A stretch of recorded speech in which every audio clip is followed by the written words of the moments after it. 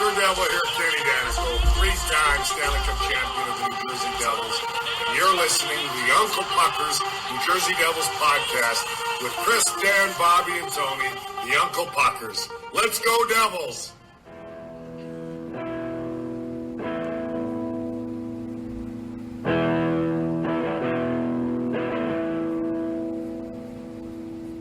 Skip amongst the telephone lines, catch a frequency to pass the time.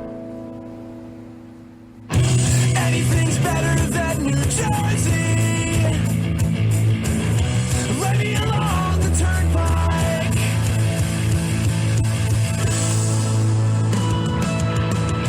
Headed home with the smell of smoke. We ran out of things to say. So radio folk, we pump the tires full. All our favorite songs were shitty anyway. Anything's better than New Jersey. Skip amongst the telephone lines. We do have high taxes. It is extremely overcrowded, but we got the Devils, guys. That's right. That's the one thing we have. How's everybody doing today? Very good. You got Clerks 3 song going? Yeah. Did you watch it? No, I haven't seen it yet, but I did Oh, you hear haven't? about that. Yeah, like, I want to see it. I was actually not far from the Secret Stash store the other day. Oh, nice. Yeah, and I was just checking out some signage they have for the new movie. It's cool. Yeah, I liked it. They I have liked Buddy it. I'm Christ curious in to...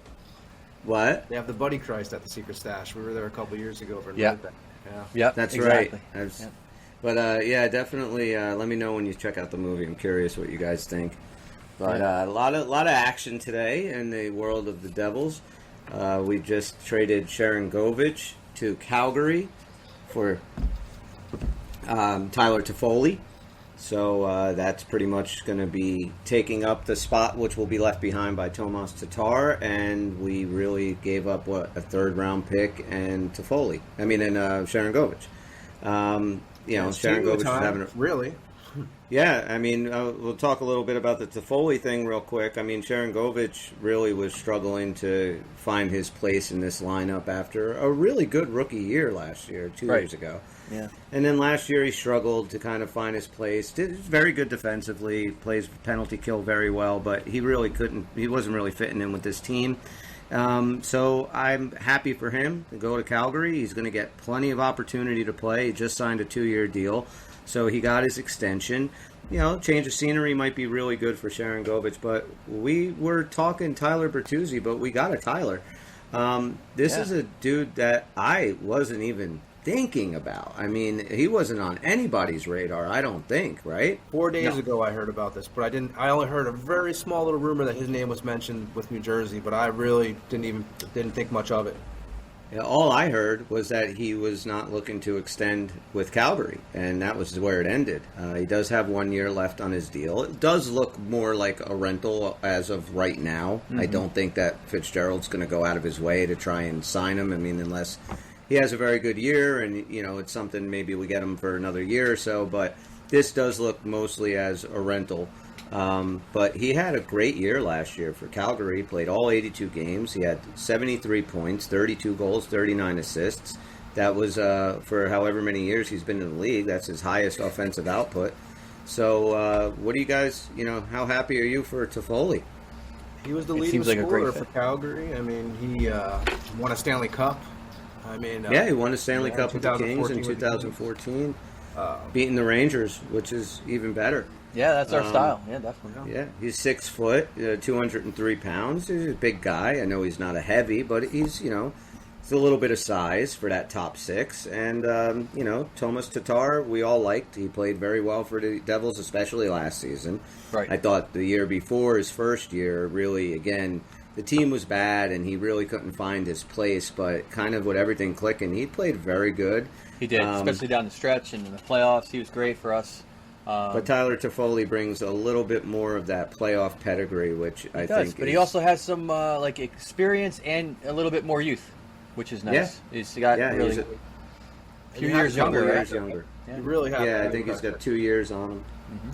Fitzgerald, right? This guy, I mean, he's done so much for this team already. I mean, the guy has been awesome. I mean, I like Sharon Govich, of course. Yeah, obviously, when he first came into the league, I'm sure we all loved Sharon Govich. It was like, wow, Yep. this guy's, I mean, and I think the change is going to be good for him. But Fitzgerald, look at the guys he's brought onto this team, right? Hamilton, Meier, Palat, Marino. If you look at how he's built this nucleus, it is very much like Tampa Bay did years ago. Built through the draft. You got a lot of young core guys that they all hit, man. Heischer, Hughes, Mercer, they all hit. Yeah. And then now you bring Meier in. You have Bratt, another guy, late round pick, top 6 dude, gives you, point a game guy. And you look at that nucleus, and they're so friggin' young. They're either just getting into their prime or still a few years away from being in their prime. They're locked up long-term with team-friendly contracts in a world where the salary cap in the next 4 to 5 years is probably going to go up anywhere from $7 to $10 million. That's a big chunk of change. And Fitzgerald has got these guys locked in. You could play around every year, a little bit on the outsides, on the edges. Who might you get for 2 years or this or that? But that's how you build long-running success, especially in the playoffs. And I love, like you said, Tom, I love what this guy has done. Just watching how he's built this team. And yes, everything has hit, which is even better because, just one mistake. Jack Hughes isn't the guy. We're behind the 8 ball again. Nico Heischer's not the guy. We're behind the 8 ball again. I mean, you have to love our top 6, right? I mean, shit. Well, I mean, let's look at actually, more than just the top 6. Now we have Timo locked up now, 8.8 deal, and I friggin' love it. Again, 26 years old. We got the guy for 8 years, and I like the way that Fitzgerald has kind of done both the Meier and the Bratt contracts. They're very heavy upfront loaded. Like I think the cap this year is like $10 million, then it goes down a little bit. So when you get to that 6, 7, 8 year, it's a much more manageable contract to move if you decide you want to move on from these guys after 5 or 6 years. And also, if you got to pay out some of your other guys who will be coming up by then, That's right. And so I like the way that he set everything up, and it just really exciting to be a Devil fan right now and to see what they're doing. But I mean, look at the top 6. I mean, we know the top 6 is going to be Mercer, Heischer, Meier, Hughes, Toffoli, and Bratt. I mean, that's a serious top 6.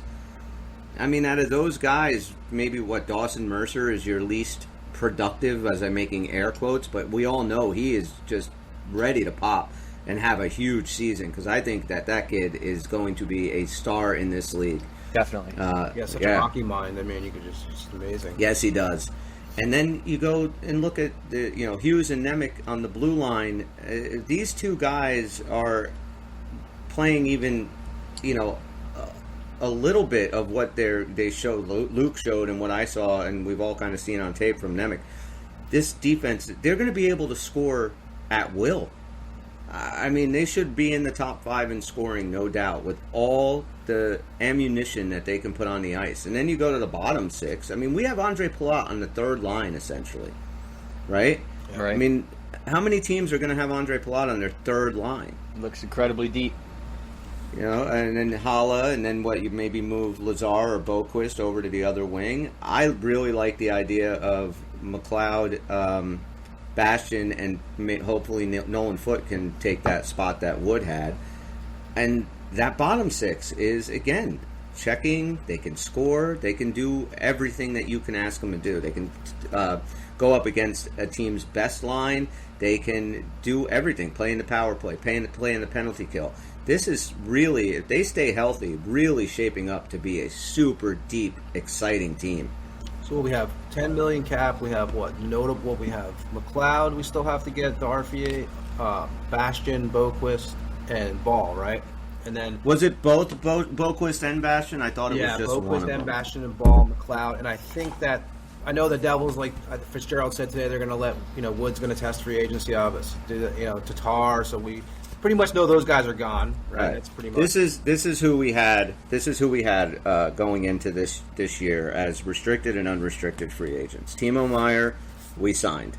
Jesper Bratt signed. Thomas Tatar is going to go. And what's the cap hit for this year for Toffoli? Because I think it's right around where Tatar was. Tatar was at 4.5. I believe it's about, I believe so. It's right. It's close to it, right? Yeah. Severson gone. Jonathan Bernier gone. Miles Wood probably going to be gone. Ryan Graves probably going to be gone. Mackenzie Blackwood already gone. Dan, real quick, who are we going to bitch about next season without Severson or Blackwood? I'm sure we'll find somebody. Okay. We still have Lindy. But he was great this year because we'd bitch about him and then he'd just turn it around and be like, "How does he do it?" Yeah, I know. It's funny. Like we're just sitting here saying, look at our top six, and there's really no rhyme or reason to know what the hell Lindy Ruff's going to put out there in our top six or our bottom six or where that's everybody's going to play. assuming we know where they're going to be. Assuming we know what Lindy's going to do. Well, we're not wrong. At least a couple of the games will have those combinations, but will they be set? That's true. Who knows? Eric Holla signed. Igor Sharangovich gone. Michael McLeod still needs to be signed. Jesper Boquist needs to be signed, and Kevin Ball needs to be signed. So there's only those three guys right now. Nate Bastian is not a restricted or unrestricted. Really? Okay. It's just Jesper Boquist. But yeah, I mean that he did a really good job so far. Out of all those guys, we just have those three dudes to lock up. Michael McLeod's making $975,000 last year. I mean, he's definitely going to get a raise. Boquist was $825 and Kevin Ball was $795. So there really shouldn't be an issue with signing any of these guys and even giving them a little bit of a raise. Am I wrong? No. Fitzgerald, he'll get it done. I mean, I think so. That third pick was the one from the Severson trade, right? That we threw in there, because that one. I was looking today, so that one flipped from, that originally was a Flames pick. Then went to Seattle, and then went to Columbus, then went to the Jersey, and then now it's at the Flames. That was the actual pick that we used for Severson that we received from. Is that right? Okay, so that's what we got back from Columbus. That's how many times that pick is flipped. That's crazy. Yeah. And we did get rid of our buddy, Mackenzie Blackwood. I had said in the last show that he was a UFA. No, he was a restricted, and I would have given the 6th-round pick to San Jose and Blackwood just to get him out of our hair, but we actually ended up with a 6th-round pick for him. Again, no spot for him on this team. Just, I think Devil fans, if anybody really needs a change of scenery, I would put him and Miles Wood on the top two. Definitely would, yeah. Yeah, and just Mackenzie Blackwood. I just think the fans were done. The fans were done. We didn't want to deal with the bullshit anymore and the injuries and just all the nonsense that went along. It just seemed like a fucking black cloud always hanging over his fucking head. A fresh start, maybe he can get some health consistency. I think he could be a great goaltender if he could stay healthy. Good with San Jose.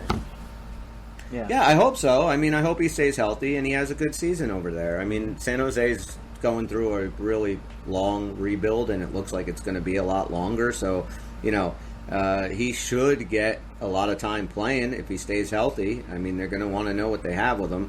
And, but good. He's on the other side of the country. We only have to see him twice a year, maybe. So I can live with that. I'm happy that Mackenzie Blackwood is not on this fucking team anymore. Yeah. That albatross that was Mackenzie Blackwood, pulling every single fucking other goalie and everything else down around him. It was rough. And like I kept saying, I wanted to see more of Schmid.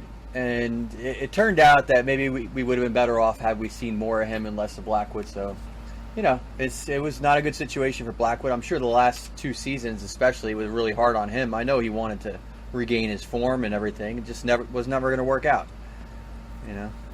Let me ask you guys a question. Because this is going to be a very new look Devil team next year. There are going to be quite a few new guys on the team. I'm curious I'm going to name a few of the new things and tell me what you're most excited for seeing this year. If it's something that's not on the list and it's something else you're excited about, just let me know. So again, now Tyler Toffoli coming in, big pickup. So him playing with this team from Jump Street, or Timo Meier being here for a full 82 games. That was my immediate thought. It was like, okay, we got him with so few games left to go, and I'm pretty excited to see how he, lifts the team up. Not just how he performs, but how the effect it has on the team to have that physical presence that can score, in those dirty goals when necessary, the muscle goals. That's going to be huge for the character of this team. So I'm really excited about that. And Toffoli can play that way too. Yeah. He's not as physical as Meier, but he can definitely is a guy that can, make some way in front of the net and camp out there and let a guy. I would assume he'd probably be playing with Hughes and Bratt. Is just off the top of my head. That line can be scary freaking good. And then Meier with Heischer and Mercer.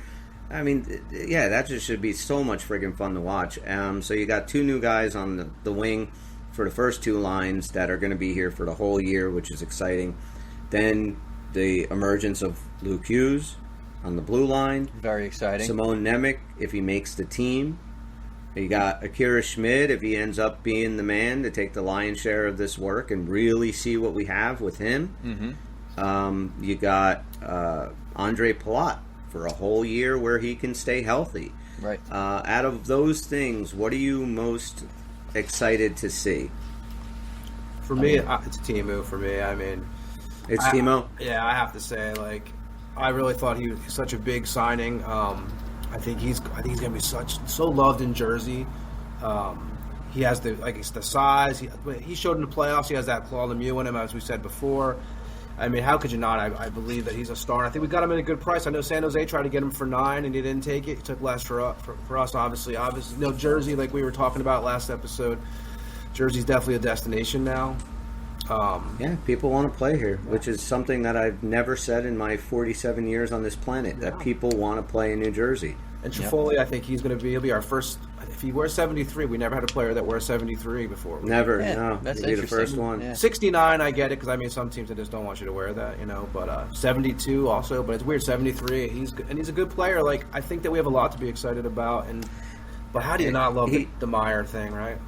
Yeah. It's huge. I'm surprised when Toffoli said in the interview that he did last night with some of the Devil reporters, Skype interview he did, that he said that Calgary never even approached him. I heard that. I was waiting. I never heard. Right. That's a little bit shocking that they never even approached him. Now, maybe because he said he had no interest in extensions, maybe that's why, but I don't know how that worked out. But, yeah, I mean, he's a hell of a player, like we said. And another guy that comes in with the Stanley Cup pedigree. Him and Palat now. We've got some dudes that have won a cup, that have gone deep in the playoffs for many times in those two. I think the leadership between Toffoli, Meier, and Palat and what they can bring again this year. And not to mention the leadership that's going to fall on our guys now. This is now... Boys, though. I want to see... I forget about this, Bratt. Let's see what he does this year. I mean, I'm really kind of curious now. Absolutely, Hoping he'll kill I am it. not at all curious what he's going to do in the regular season. I want to see what he's going to do in the playoffs. That's what I want to see. I hope he just goes in now. Now there's no contract to fight. Now you're a devil. This is what you are. Right. Now. I'm really hoping that it would be good to see him get some consistency too, right? Because he did even last year. He was so hot on that streak, and then boy did he go away for a while. And so if he develops more consistency, it's reason to be more excited about his playoff, return, redemption coming up next year. So that's very exciting. I think the Schmidt thing is going to be very interesting too, because I think a lot of Devils fans are, saying, okay, maybe he can be that guy that if we don't get Hellebuck, that's not going to happen. If that's not going to be our story, he can maybe even exceed Vanacek. Vanacek might end up coming back and playing great in the playoffs. You never know. But there's so much unwritten yet with this to see if Schmid can handle a steady workload and looking good with it. That would be huge. That would be so huge. Some people don't have faith in Schmid. I mean, it's funny. As Devil fans, I really do. I have a lot of hope for him. And I'm listening to a lot of other stuff in general. You hear and not even Devils related, other hockey. Just in they're like, oh, they kind of reference him as, remember that guy that came in and did really good and then just fizzled out at the end of the playoffs. But, and obviously we see it different. But I've kind of heard that narrative. Yeah, I mean, I hear a lot. The Devils are going to be there as long as they get a goaltender. I keep hearing that. Now, I don't know if Fitzgerald's going to make the move for Hellebuck. It's a big move. It's a ballsy move. Right. Looks like $9 million is really going to be the bottom number for this guy. That's it. Crazy. Really does. Now, I texted you guys earlier. I do think that it might be more in the realm of possibilities for Fitzgerald to go out and just get him for this year as the rental. Right. But then again, if you're going to do that, to me, I just think maybe just let's see what we have. I love Hellebuck, and I think that it automatically makes the Devils a Stanley Cup favorite right off the bat, having him in the pipes. But if you're going to sacrifice a lot of the future of this team for one dude, I think we at least need to know 100% if Schmid and Vanacek can do the job. Because, there's the people that look at Tampa and say they don't win back-to-back cups without Vasilevsky, and then there's people that say you don't need a Vasilevsky. Aiden Hill just won the cup. So if you have a good defense, if you have big guys in front of the goalie, and they're just serviceable, you can get through the 4 rounds of the playoffs. I don't know what the right answer is. I guess just depending on the team, I feel like the Devils' defense in the next couple of years is going to be the best in the friggin' league. I do. I think with those two dudes, and that's what I'm most excited about, Luke Hughes and Simone Nemec. I really hope Simone Nemec makes this team.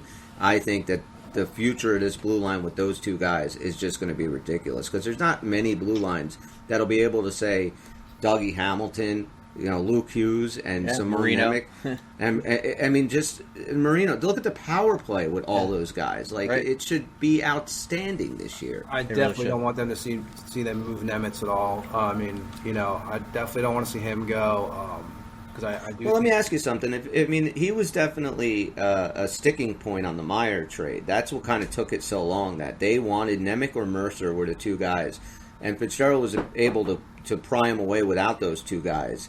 So do you think, though, that he would put a Nemec in for a Hellebuck move if you don't have Hellebuck locked up at least, the next 5 or 6 years? Like, you don't move. I would hope you don't move Simone Nemec for a rental. And I don't think that says he won't do that. Would, yeah. No, I don't think he would. I don't know. I can't say 100%, but he hasn't made a move where you have that awful feeling like, oh my God, what did we just give up? He has not done that to us. No, you're right. I just don't see it coming.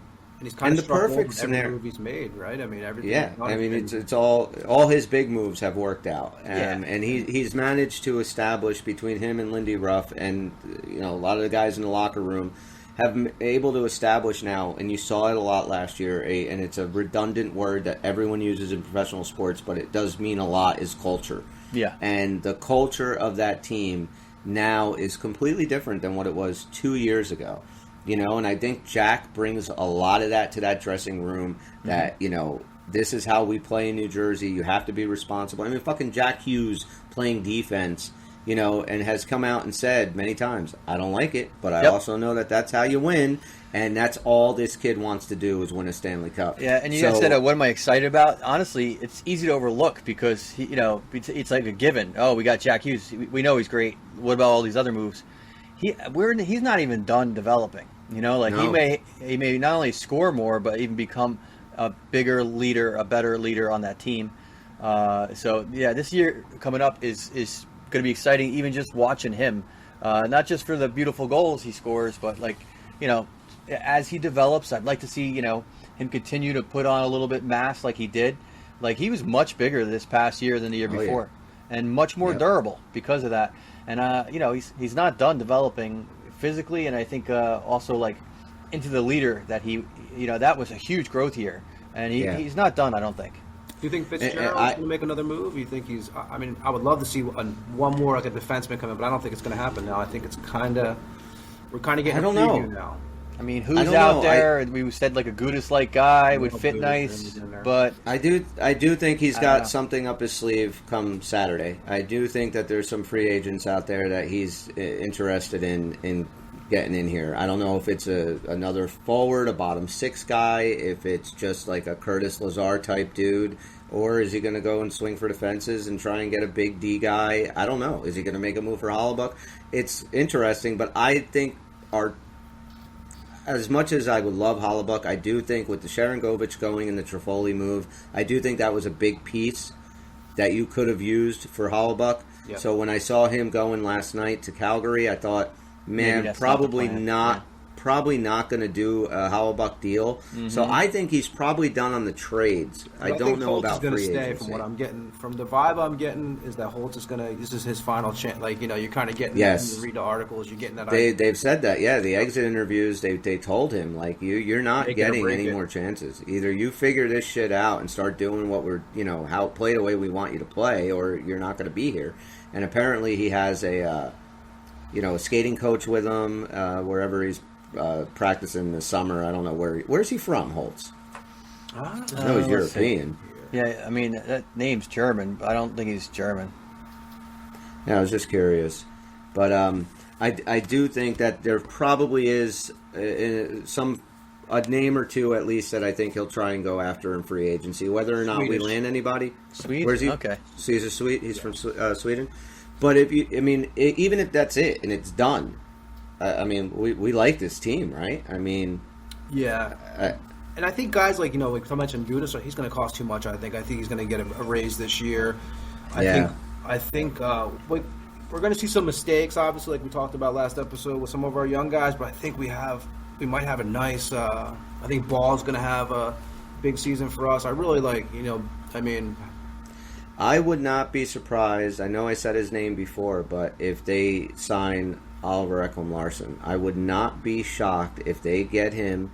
The guy is a very good hockey player. He has not played well the last few years. Vancouver just paid him $20 million to not play for them.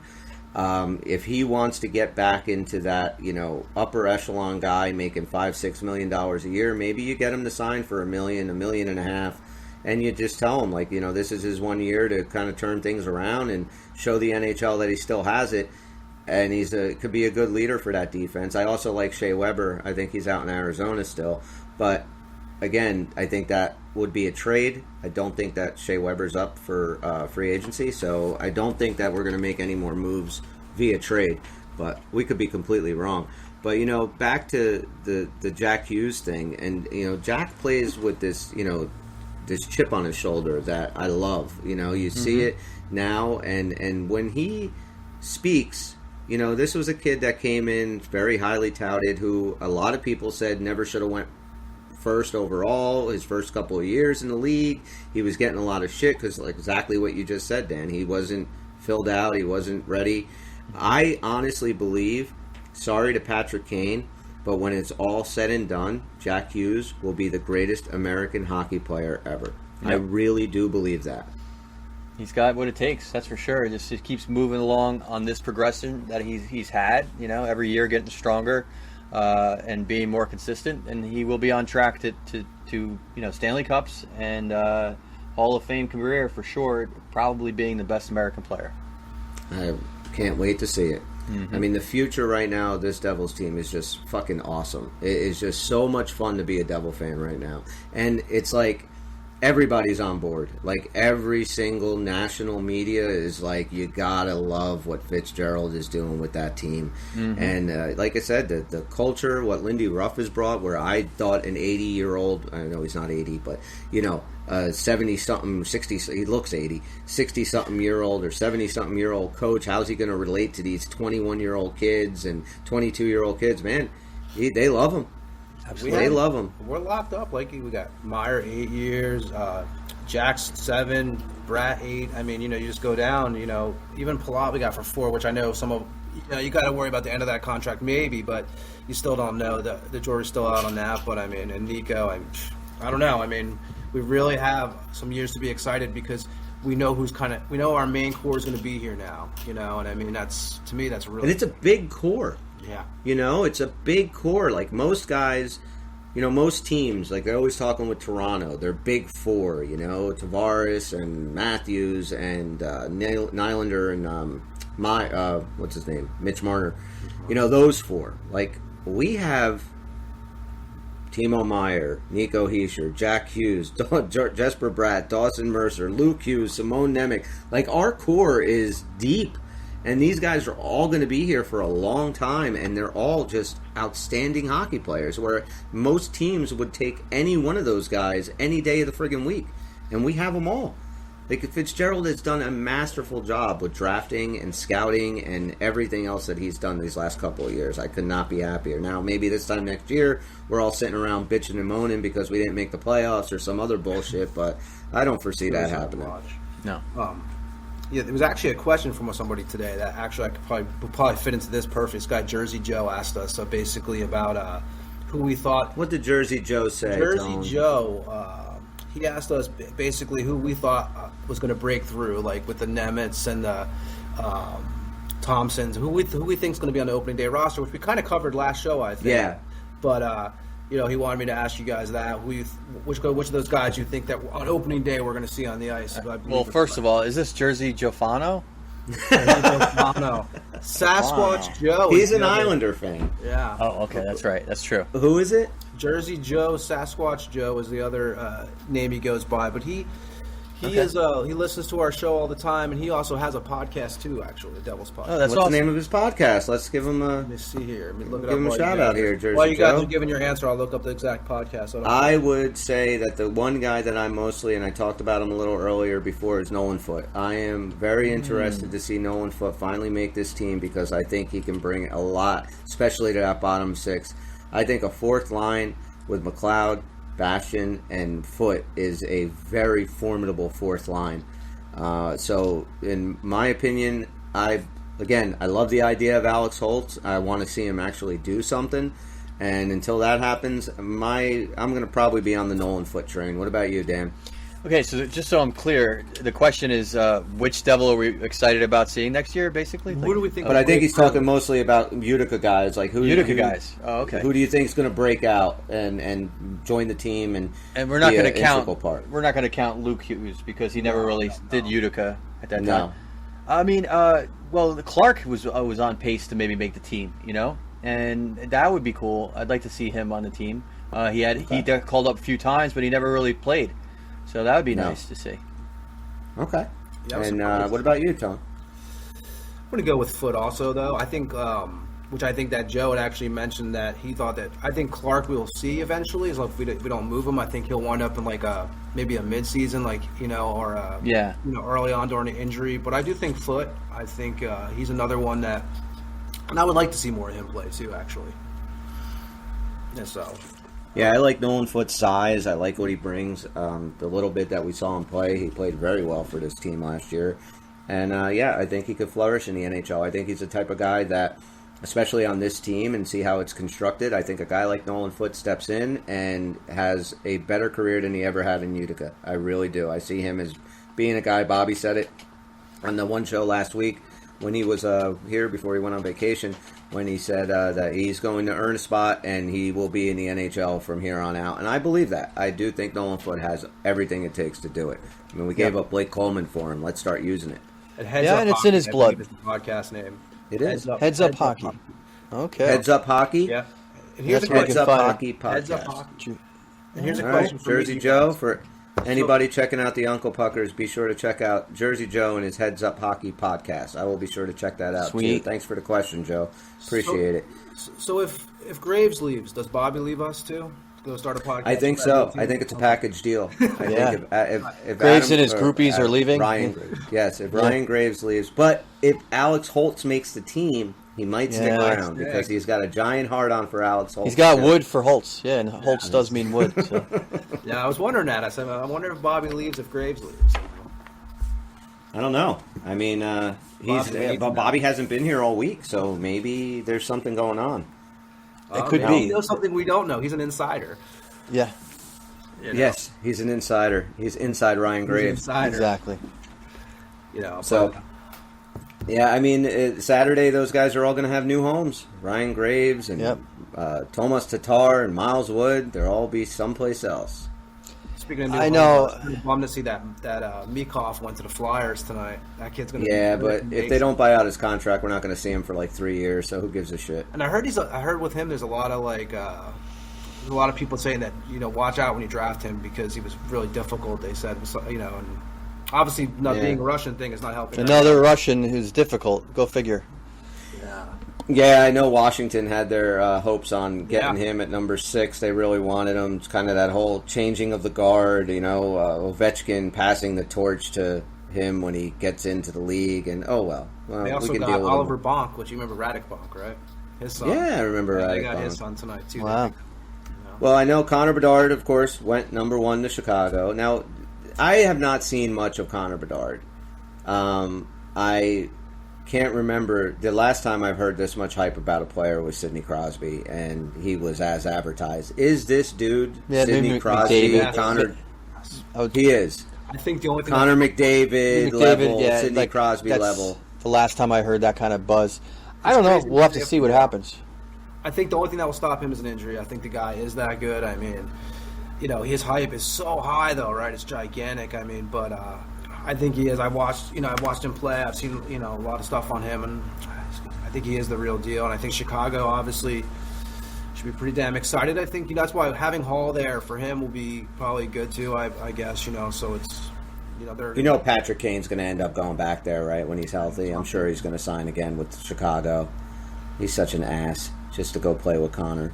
Yeah. But, I mean, the guy that I really like that I didn't... Again, I haven't seen too many of these guys that are, in the draft only because the Devils didn't have a first-round pick, so I wasn't super interested. But Adam Fantilli, I think, is going to be a freaking stud in this league. He is a really good player. But again, I mean... What's that, Tone? If Babcock doesn't fuck him up. That's true. He did. He went to Columbus. But again, I'll take Jack over any of them. I mean, maybe not Connor Bedard, in a couple of years, but I'm super happy with Jack. I mean, we couldn't ask for more. We all remember when the Ranger fans were, I'll never forget it, man, when they were all chanting, "We want Kakko." I was like, yeah. Now they're debating whether or not they should trade him and Lafreniere because they just haven't done shit. And funny, Nolan Patrick, right? That was a big question mark. The Devils, I got to say, man, we have made some good decisions this last bunch. The Nolan Patrick, Nico Hischier thing, I remember that. That was actually like really right down the middle. We thought we were going to get Patrick. I felt that way at least at first. I really had no idea going into that draft. I thought it could have gone either way. I wanted Hischier only because Patrick had said that, made that stupid comment when they asked him if he would rather play in New Jersey or Philly, and he said, I'm not saying where I'd rather play, but I do like cheesesteaks better than pizza, or something stupid like that. Like, fuck you, you're not going to say who you're going to play, and then, is he even in the fucking league now? Yeah, Nolan Patrick? He's on the Golden Knights roster, and the thing is, he's in his career, he played 222 games and he had 32 goals and 45 assists. And they think about like that big question mark back then between him and Hughes, right? No, we definitely got the better. And then with Kakko and Hughes, I don't think that was a big deal. I don't think that was even. Nobody was really talking about Kakko over Hughes. He had a good tournament right before the draft, Kakko, and that raised everyone's eyebrows. And of course, the Ranger fans are going to say that. I mean, I would expect them to say that. And right now, I've seen a lot of Rangers reaction right now. They're like, the Devils are like gearing up to like it's like World War III, and we have done not shit. They haven't done a thing. They haven't even signed Keandre Miller yet. At this point, when you look at the two teams, and the Devils did a good job against the Rangers last year, Devils have improved. The Rangers have not, at all. So I saw a comment today. It said, a Ranger fan said, "Oh, Hughes will be free in 7 years. We can grab him." And a Devil fan wrote underneath, "Shesterkin will be free in 2 years." Perfect. Great. Perfect. And, how great would that be, right? If you end up getting Igor Shesterkin in 2 years as a Devil. I mean, everybody likes money, and the Rangers might just throw a bunch of money at him and hold on to him his whole career, just like they did with Lundqvist.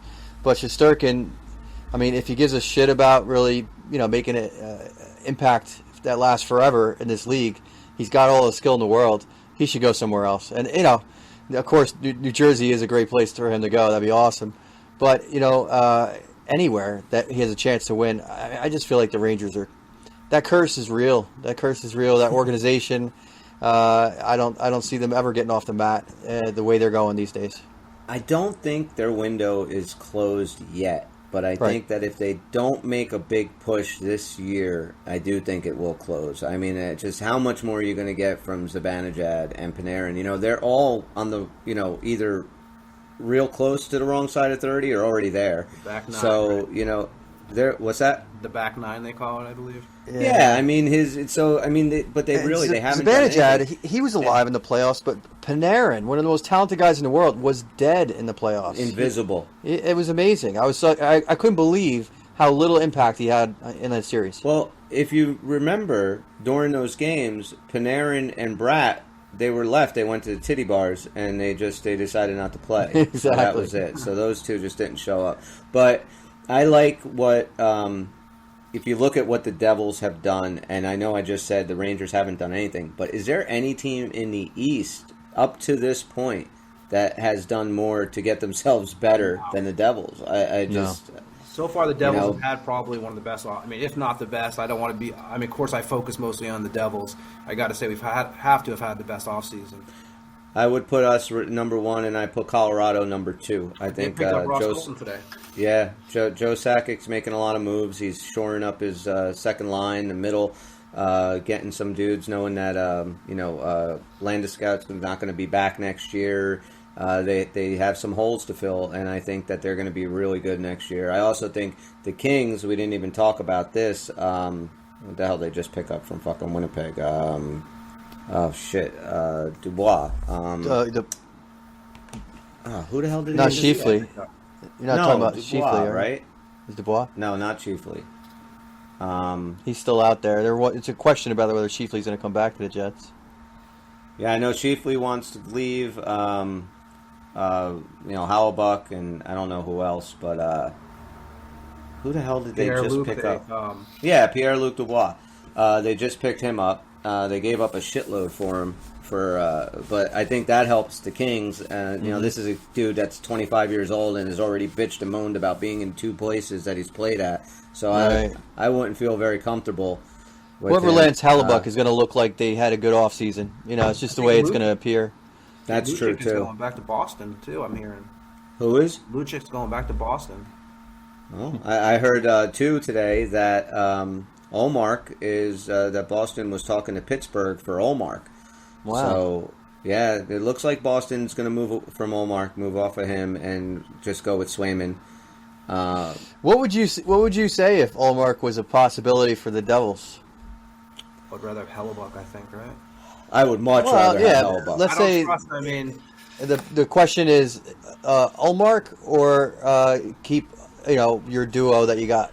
Keep doing. All right. Well, here's the question. All right, because Linus Olmark had a great season last year. He did, but Linus Olmark is a very good goalie. But last year he had this ridiculous season, just like everybody else in Boston. It all clicked.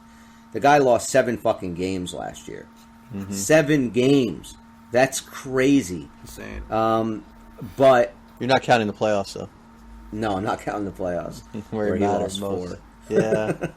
But I would, oh God, Linus Olmark or the duo that we have now. I think I would go with Linus Olmark. See, I don't know if I would, because the same playoff question would loom in my head. Yeah. What is his playoff record before that year? I mean, what was unproven, wasn't it? I think it was. His career playoffs is 8. 8 games, 3 wins, so 5 losses, 3.54. He's barely had any. Yeah, exactly. Yeah. So I don't know. I mean, to be fair, Hellebuck hasn't gone deep in the playoffs. No, but Hellebuyck is, just a better goaltender. So I think you can definitely go farther with Hellebuyck. But I think that Linus Olmark's problem, I don't think that it was his fault of what happened in the playoffs. I do blame how Boston used him, and we talked about that after the first round. Like, you had a system that worked fantastic all year. And you disrupted that system and gave Olmark every start going into the playoffs, and then for all 7 games of that first round, Swayman should have kept it at rotation, regardless of what you were already up 3-1, 3-1 in that game 5. Swayman should have played. They probably win the series, and that whole miracle run from Florida never happens. I just think that they just, for whatever reason, they deviated from what worked all year, and it bit them in the ass when it came to the goaltending issue. But I think Ullmark is a good goalie. I think if I'm Boston, I'm probably going to move him and go with Swayman. He's younger, and his numbers were, right there with Ullmark as a number 2. But I get why they're going with Swayman. But does that system really work in the playoffs though? Like, I can almost understand why they went away from it, but I feel like that's a good reason not to go ever use it in the first place. Outside of Colorado last year, and even then, they didn't really split it up, 3-1 the whole way through, did they? No. So I think that Brossoit had a few starts in the first round, then they just went with Kemper. Right, so you kind of I don't know, man. If you're going to train your goalie to split at such a huge percentage, 25% or more of the games, I think maybe you're doing your team a disservice come playoff time. I'm trying to think when it actually worked, and that's a good point. There probably have been a few instances, but it's kind of funny too because you make a lot of sense with that because all you hear about nowadays is you have to have 2 goalies. Right. You have to have 2 goalies, but then come playoff time, nobody ever wins with 2 goalies. No. Somebody always just rides the hot goalie. That's how you win. Yeah. So, you just need a good goalie and a good backup. You don't need 2, 1A, 1B, that bullshit. You need a guy to maybe take 25, 30 starts a year and another guy to take the lion's share of 40, 50 games and run with it. That's my opinion. I think it works okay in the regular season because every game is so different and unique, and you're not playing in a series. In a series, the goaltender has a bigger, impact. You can't just change them out. But then it goes to your point, though. Does it then fuck you up once you get to the playoffs? That's a great question. I don't know. I don't know. I don't know what the perfect formula is. Maybe from All-Star break on, you just I got my number 1, I'm sticking with it, and we're gonna, I do think interest of keeping games down to non-Brodeur level of games in a season. Right. You shouldn't be playing 75 games a season. That's kind of high, right? Who kind of goes with the old school way? Actually, is the Lightning, right? You pretty much Vasilevsky, pretty much their guy. Winnipeg. Hollebuck had 50-something starts last year. Yeah, there's a couple teams that still follow. I'm a fan of your main goalie is your main goalie. Your backup might see 10 to 12 games in regular season, sometimes more. But and shit, you hope if your guy gets hurt, your backup has one of those crazy runs that But I know that Tampa runs like that, and Dan, that's just true. I wonder if that does affect the whole getting the playoffs and all of a sudden. It seemed like it did. For Boston. Connor Hellebuyck had 37 wins last year. He played, let's see, how many games did he play last year? 64. He played 64 games last year. Yeah. Connor Hellebuyck. That's crazy. 66 the year before. I'm curious about Andrei Vasilevsky. Got to be similar numbers, I would assume. Andrei Vasilevsky last year played 60 games. So those two definitely do take the workload 100%. But not many teams do. So right. I don't know what the answer is. If you're I would probably think that if I was coaching a team and I did have a Schmid Vanacek, so let's say this year you run them pretty much half and half. Whoever you feel going into the playoffs, and this is if you have playoffs, you're already set, you're not chasing anything, you're going to be in the tournament come maybe March, February, middle of February, maybe then you just take that number 1 if it's Schmid and you just play Vanacek in back-to-backs and you get Schmid ready for the playoffs. That's kind of what I would do, but the Devils didn't even do that with Vanacek last year. We all assumed that it was going to be Vanacek's ball come the playoffs, that he was going to be the number 1, he was going to start every game, and the last game of the season, he's sitting down. Thank God Mackenzie Blackwood shit the bed the way he did, because we definitely would have not beaten the Rangers if he played well that game, and then we went into the playoffs with him as our backup. There's no way we're beating the Rangers. It was because of Schmid that we... And the only reason Schmid got his spot was because of what happened that last game. but we were still, right up until the last game of the season, not sure. We were still running 3 goalies. Because I think Vanacek, right, the last 2 months is when we started having, you started seeing little, like, the creases, right? And I think that was the last 2 months.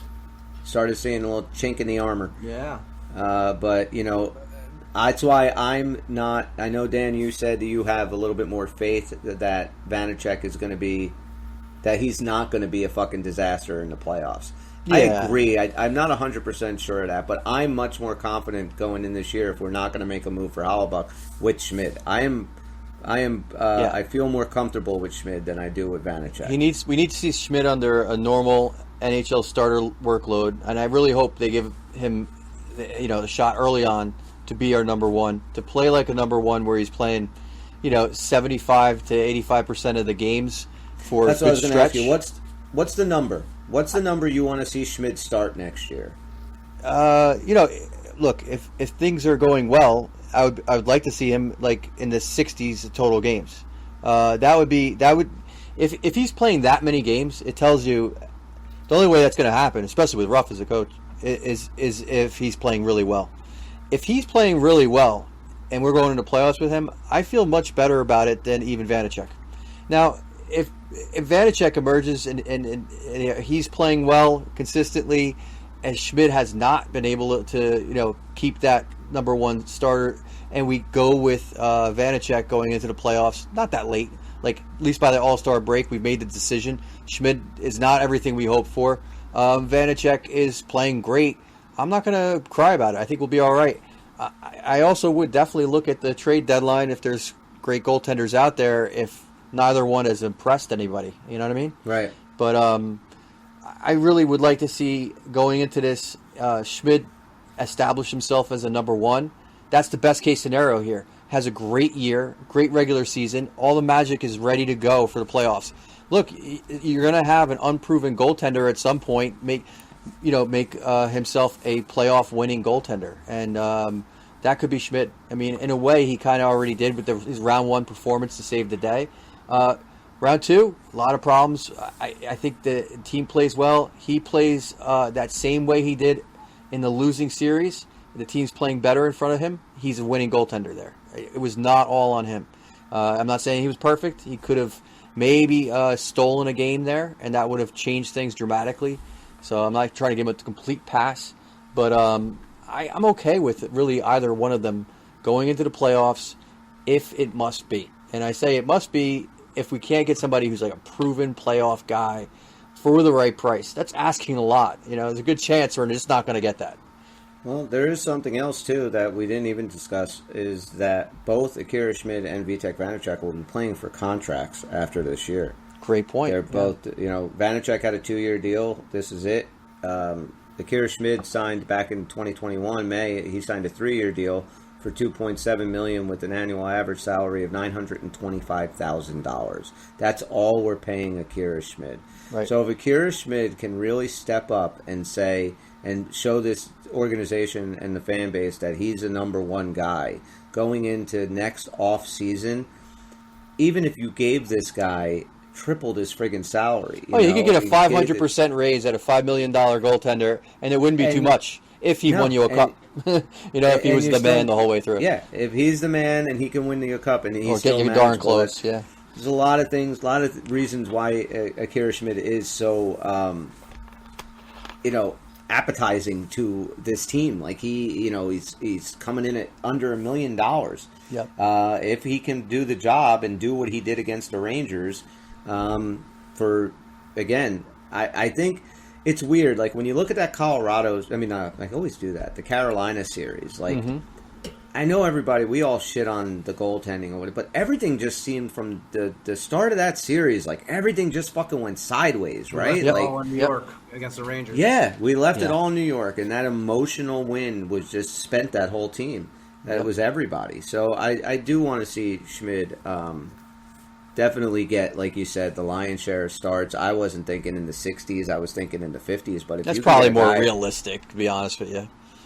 But again, if he's putting up good numbers and this team is set for a playoff spot, 1, 2, 3 in the Metropolitan, And come, February, March, he's getting 90% of the starts, and we're all feeling comfortable. This team could be really, really tough out next year in the playoffs. And remember, too, definitely. Vanacek, we don't know. He may bounce back. I mean, the guy, first of all, regular season, he had a great regular season, played over 50 games, 33 wins. The guy, and I just saw a lot of people being like, well, this is what Vanacek does. Well, the guy's only played in 130-something games his whole career, so 50 of them were with us last year. So we don't really know. Like we saw in the playoffs last year, your major goalies were out in the first round with your major teams, It's true.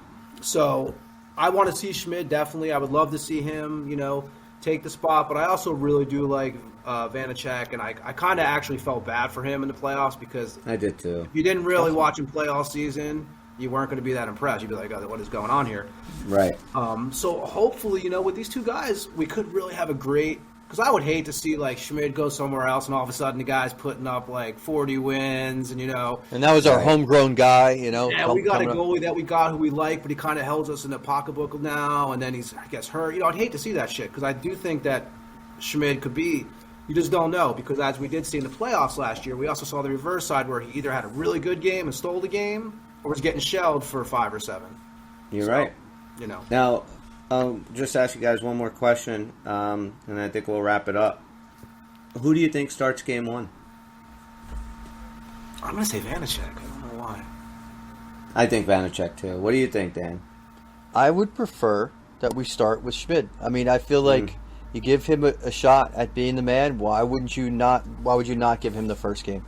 And it almost doesn't matter. I mean, I think you're going to have these meetings preseason, and these guys are going to know that they're, fighting for who's number 1 on this team. And so it doesn't really matter in the end who's going to get the first. But my opinion is if I'm trying to say that this guy needs a chance to show himself as number 1, there's no better place to start than the opening game. That's true. One more thing. I just want to touch on this. I just want you guys' ideas. So the NHL is doing something. I don't know if you guys saw this, what they're doing for opening night. It's a little crazy. Okay. So the 23-24 season opens on Tuesday, October 10th with a triple header on ESPN that includes 2 landmark moments for the NHL. The fun starts at 5:30 p.m. with the new look Nashville Predators. Now they're saying new look. Are they getting new uniforms? Are they not going to look like fucking minions out there on the ice anymore? Oh, there's going to be new uniforms this year. Is that what they're doing? They're getting new uniforms? I don't know. So, but maybe. It says new look Nashville Predators visiting the Tampa Bay Lightning. The second game will feature number 1 pick Connor Bedard's first game with the Chicago Blackhawks as they travel to play the Sidney Crosby and the Penguins. Then comes a celebration as the Golden Knights hoist their first Stanley Cup against the Kraken. Then we have 16 games, 32 teams playing every 15 minutes a new game starts. The night starts with the Toronto Maple Leafs against the Capitals at 6, followed by the Ducks and the Blue Jackets at 6:30. After puck drop in Columbus, a new game will start every 15 minutes until 9:15 p.m., and then there are 3 additional games after that. Now, is this the NHL going for their own red zone thing? Because that's the only way to keep up with this shit, So the Maple Leafs and the Caps play at 6. The Ducks and the Blue Jackets start at 6:30. Then we have Sabres, Senators 6:45. Canes, Lightning 7. Devils, Canadiens 7:15. Stars, Penguins 7:30. And it goes on like that every 15 minutes. Why you stagger for 15? Or am I supposed to be changing the channel? That's my question. Is that the idea? Because it sounds like crazy, and then you realize, well, wait a second. Sometimes they have 10 games, 12 games, 15 games on at 7:30.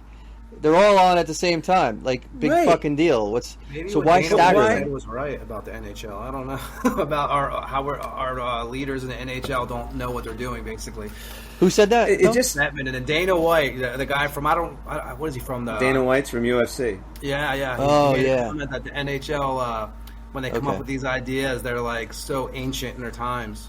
Well, they really are. I mean, they are so behind the friggin' now that with the thing with the theme nights because of the lashing, the blowback that they get from the Pride Night jerseys for these few jerk offs that just ruined it for everybody. I was so happy that Connor McDavid brought that up at the award show where he basically. Did he? I didn't catch that. What did he say? He basically said that, it's bullshit and we wear our pride tape, for every warm up on our sticks, that we will continue to do it. And it's a shame, basically, that there are a few vocal people, dissidents, that ruined this whole thing for everybody. And the NHL then opted to just say, well, because Pride Night is getting so much blowback, we're just going to end theme night jerseys all of a military all night. around. You're done. So you can all do your nights, but there's not going to be any themed jerseys worn during warm-ups. So it was just, their way of copping out instead of fucking actually taking this problem head on and dealing with it. By saying, such a mark of weakness, right? I mean, yes, seriously, you couldn't look any more weak, NHL. Yeah, and that's what they do. They're just a bunch of capitulating douchebags. And then we have the 2024 Winter Classic on January 1st. Will feature the Knights and the Kraken in Seattle. That should be fun. Definitely. They have that game on New Year's Day all to themselves. And then the NHL Stadium Series comes to MetLife Stadium in New Jersey on February 17th and 18th, featuring games between regional rivals. The Flyers face the Devils at 8 o'clock on Saturday the 17th. And the Rangers host the Islanders at 3 p.m. on Sunday, February 18th. So then we have, there's games on Thanksgiving this year. Nice. 15 games. I love games on Thanksgiving. It kind of sucks for players, but it's great. No, I'm sorry. Christmas, It's all, well, these are all after. These are the day after Thanksgiving. All so right, there's that's not 15 so bad. games on Friday. And then we have the Global Series. 38 regular season games played outside North America. 32 have been played in Europe, and 12 have been played in Stockholm. Now, Tradition Devils have continues. none, or I don't think so. No, It looks they like the Global Series in Stockholm is the Red Wings and the Wild, the Senators and Maple Leafs. And the Red Wings, Red Wings will play the Senators, Maple Leafs. Oh, the Red Wings will play the Senators and the Maple Leafs. And the Wild will At play the the same time? Senators and the Maple Leafs. wow, they're gonna have a lot of guys out there. That's right. Too many and men. then they have their can't miss games. They have let's see if we're in any of these. So far, I'm going through them. We are not in any of these must see games. Nope. All the must see games. Tell me what's Chicago, Edmonton. Okay, it's Connor versus Connor. Vegas, Florida, so it's a rematch of the Cup final. Calgary, Edmonton, unless you live in Alberta, nobody gives a shit. Oh, Yeah. and here's another one. So they have October 29th. This is a must-see game the NHL Network put out, right? Calgary at Edmonton. And then January 20th, another must-see game. Edmonton at Calgary. And then February 24th. On any of that? No. And then they have actually all 4 games of Edmonton, Calgary listed. They have Pittsburgh, Washington, and that's it. You know, those like, are the must-see games. There's as much as I feel like there is wrong with the NBA and the NFL and Major League Baseball. There's a lot wrong with them. But do you think, like, I'm just gonna say it, and it sucks because I actually do love them as a people. But do you think the NHL suffers from being Canadian? Like, just being run by Canadians, and just, you ever think, like, sometimes the Canadian business sense is like so second rate in general? Like, you know what I mean? Like, they're just, they don't really compete with marketing. I never thought about it, but I mean, you're right. Like, there's never really been a real successful Canadian franchise in the U.S., to my knowledge. Well, you got Tim Hortons, which you can find some of them around south of the border, but basically that's it. American shit, garbage food, whatever, all our businesses, they go all over the world. Like, we're good at marketing and moving that shit around, and Canada is not that good at that. I mean, they're much better at being a nicer, more educated people, and sometimes, don't get me wrong, I'm not knocking all Canadians, but, like, you're marketing a league here, you know, and sometimes I feel like the NHL is so, like, behind and backwards, like you were saying, and just like amateur hour, you know, just these guys who might be nice guys, but they're just trying to think of how to run a league, and they don't know, you know. I don't know.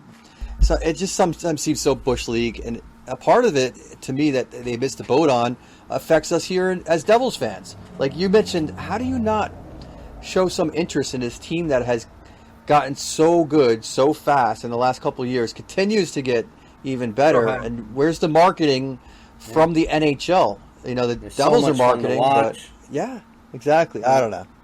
You guys saw that. I think what you're trying. the Devils have 16 back-to-back games this year. They're the more Okay. back-to-back games than anybody. You got Washington with 15 next, Minnesota with 15, and Ottawa with 16. But the Devils have the most back-to-back games coming up this year. How do you feel about that? A plus or I a don't minus? think that actually. I like to watch. I mean, I love when it's on. They're I cool, mean, but it's like sometimes it's too much, right? It's like look at what happened to us in the playoffs. We had the least amount of days off, which I mean, blame us, whatever. But I mean, I do think Well, with Dan's Yeah. last statement, we all know who he wants to blame. Red Canada, with all their beady little eyes and flapping heads so full of life. Red Canada, Red Canada. They're not really. And you- They're not even a real Real country country. anyway. And you know whose Yeah, name I'm we with didn't you. mention was we didn't mention Gary Bettman, right? What about him? Wait, boo. this guy. he is booed. He for was what- getting booed at the fucking draft, and he goes, "Come on, you could do better than that." And they all started booing him more. Yeah, So he had a little I joke kind of like that Bettman leaned into it a little bit. Bettman gets a lot of shit, but Bettman topic. did. Yeah, but he's done a good job as far as getting. You look at what he did with Vegas and just getting a team out there. And by the way, believing in Gary that team. Bettman is the counterpoint to my argument about Canadians because that fucking guy's American. Now, do you think that to talk about Vegas? Do you think Vegas will be ready for the season, or do you think they're still getting lap dances? Because I think they're still got to getting be lap cashing dances. in, right? I mean, I think they're all cashing in. I bet you they have some chafed laps. some, That's all I gotta some say. gene burns as you learn in high school when you're dry humping. That's it. All right, boys. I think we're gonna wrap it up. I still haven't eaten dinner yet, so I'm going to go eat my dinner. And I just anything that you guys want to touch on? Let's go Devils! Excited Yeah. for October. It's going to be now. It's going to be a drag, I think. Waiting for. I got a feeling most of the excitement is going to be. We still have Saturday. We'll be on Saturday night, and we'll talk about the first day of free agency and see who's going where. We might not be picking up anybody. We might be picking some people up, but we were definitely going to be having some guys that were on this team and some guys that we might really like that are going to be going to some other teams. So we can definitely talk about that. Check us out wherever you guys get podcasts, Spotify, Amazon, Apple. Give us 5-star reviews. Here's something. Tell your friends about us, please. Trying to get this community of Devil fans together where we can all kind of just talk about this team and how much we love New Jersey and we hate the Rangers. That's a lot of fun. So drop us a line, unclepuckers@gmail.com. We want to start getting our fan feedback portion of the show going a little bit. So we really are looking for questions, comments, concerns, anything that you guys have. Drop us a line. We'll read it. We're going to try and take, as this thing builds and we get a little bit more known and we get more listeners, we're going to try and get at least one day a week where we will just have the fan feedback and we'll read all your comments on the show. We'll talk about it. And that's about it. So, Bobby will be back next week. We will definitely be here Saturday night, and we'll fill you in with everything that goes on with this team and just with free agency in general. For Tony and Dan, I'm Chris. We are the Uncle Puckers, and we'll see you when we see you. Puck is out.